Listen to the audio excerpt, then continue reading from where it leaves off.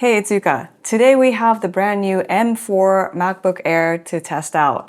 We have the new 13-inch sky blue colorway here, so let's talk about everything you need to know about this new generation and how it compares to the M4 MacBook Pro. In the box, we have the MacBook Air itself, one charging brick, and the color match cables, which look really nice in the sky blue color. We don't have any stickers in here anymore, by the way.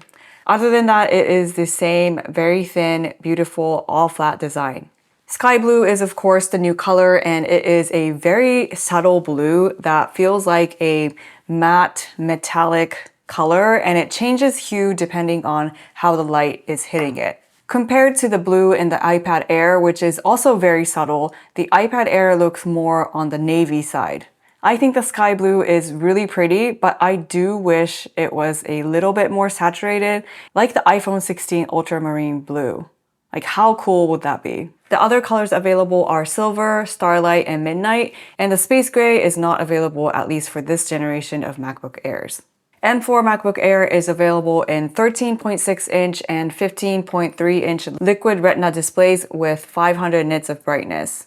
It now supports up to 2 external displays in addition to the built-in display, which is great news because on the M3, you had to close the MacBook Air in order to get the 2 monitors to show up. We also got an upgrade on the front camera with a 12 megapixel center stage webcam with 1080p HD video. You can also use the desk view mode on this camera. With the M4 chip, it comes with 10-core CPU versus the M3's 8-core CPU.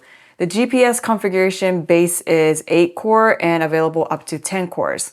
The base RAM has been updated to 16 gigabytes last year, even with the M3 MacBook Air, but with the M4 you can go up to 32 gigs, which is an increase from the M3 Air's cap of 24 gigs. The 16-core neural engine is the same, so this MacBook Air is the middle configuration with M4, 10-core CPU, 10-core GPU, 16 gigs of RAM, and a terabyte of SSD. This is exactly the same as the M4 MacBook Pro that I reviewed a few months ago. So this MacBook Air is $1199, and this MacBook Pro is $1599. So there's a $400 difference, and what you're getting with that difference is a slightly larger and very bright liquid retina XDR display with 120 Hz ProMotion, a slightly better battery, better speakers and mics, and an extra Thunderbolt 4 port on the right side, HDMI and SD card slots. MacBook Pros now also have an option for nano texture coating, which I love, and this M4 MacBook Pro has the nano texture, but let's say it didn't, to make the calculations a little bit more simple.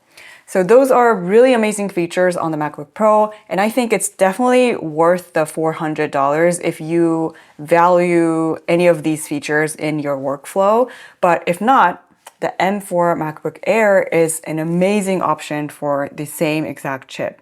In terms of performance, the only difference will be the fans. So MacBook Pro has fans, MacBook Air don't.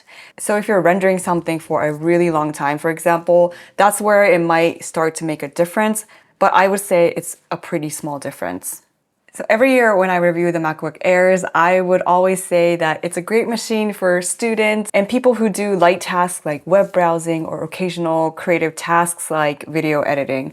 And if you're a pro creator like me, you should get the MacBook Pro. I think these days, with the chips becoming so much more powerful, the line between who should get the MacBook Air and who should go for the Pro has been rising, because even the MacBook Air can handle so much more than before. And I hate to admit, I can probably get by with using the M4 MacBook Air as my main machine without feeling restricted by the machine.